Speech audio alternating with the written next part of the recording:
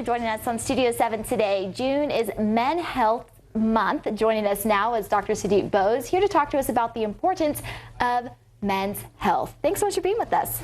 It's important. Yes, it is. If you can tell me how I can get my husband to go to the doctor, I'm all ears. I had a patient the other day, and he went to the doctor when he was 14 years old for his school shots, and then he never went until he was like 45 and he fell off a ladder. Yeah, wow. And that's often what happens. There's a big gap, and we found that he had high blood pressure, and this is something that if you catch early, you can prevent with lifestyle changes, prevent complications down the road. So it's important to just touch base with your doctor, because men just don't. And women, on the other hand, they touch base maybe for gynecologic checks when they have kids, and they become the nucleus of healthcare in America. They're taking care of their kids' health and maybe the men in their life, their health as well. Yeah, so I'm always setting up doctor's appointments for everyone, I think. So. Right, it's not uncommon. Yes, so why are men less likely to see their doctor when they have a problem?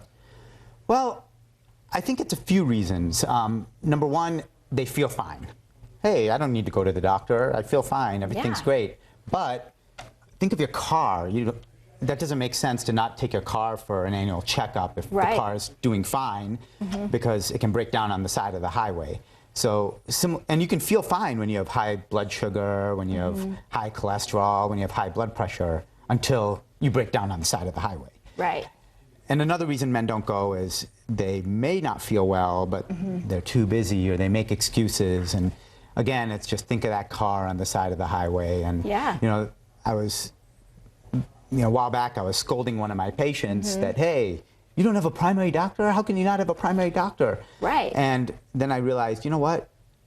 I don't go to the primary doctor because, I went for my shots and I don't have a reason. And I ended up going, my doctor was kind of like, why are you here? But that's the whole point. You can feel fine, but you should still go, because you can't feel if you have high blood pressure, high cholesterol, any problems. Yeah. And then 130,000 deaths in America can be prevented by seeing a primary doctor. That's the statistic. Wow, that's crazy. My family's primary doctor, my husband just had both of his hips replaced. He's very young. They found something that he had to have both of his hips replaced, and she's the one who caught it. Wow. Just who wasn't feeling well and went, and the other one caught it. So I agree, definitely important to have a primary care doctor. It is. So what are the important screenings every man should have, and when? When you talk about the screenings, there are so many recommendations, like when to get your colonoscopy, when to get your prostate checked, and it seems like every Tom, Dick, and Harry has an opinion. I mean, the American Urologic Association, the American Cancer Society, everybody. And why is this? This is because it's a balance. It's like a seesaw. Think of a teeter-totter. So on one side you have the fact that, hey, if you don't catch abnormal cells in your prostate, you can get prostate cancer, and that's devastating. But the other side of the seesaw is that if you catch something that's minor, a few abnormal cells, and you get this big, huge surgery, and that has complications. You can have urologic dysfunction, bowel dysfunction, sexual dysfunction.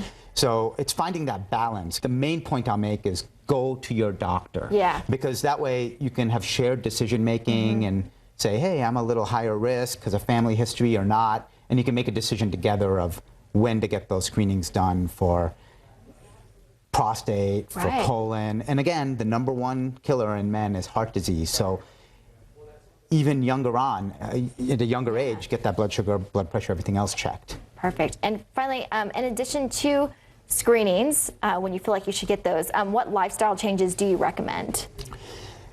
I like to follow the 80-20 rule.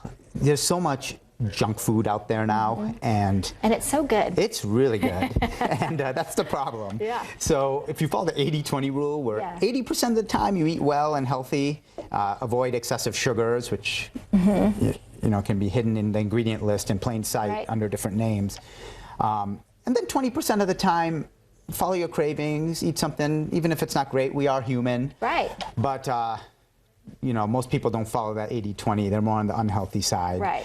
And then, did you know, just as far as for men's health, testosterone levels are decreased with obesity. They're decreased with less sleep, less exercise, and marijuana decreases testosterone levels. So there's a few lifestyle changes that we can all do and just feel better and lead a healthier life. Perfect. Well, Dr. Bose, thank you so much for being with us today. Thank you.